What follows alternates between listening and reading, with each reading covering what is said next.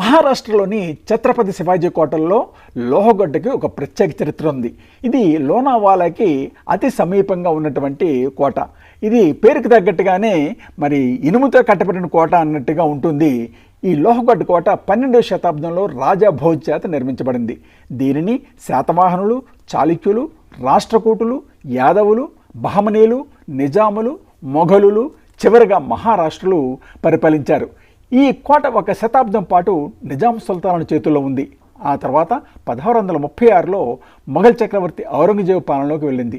తర్వాత 1648లో ఛత్రపతి శివాజీ చేతుల్లోకి వచ్చాక మంచి ఉచ్చస్థితికి వచ్చింది. ఇనుప కోట, లోహగడ్డ అని పేరుకు అనుగుణంగా ఈ కోట నిలుస్తుంది.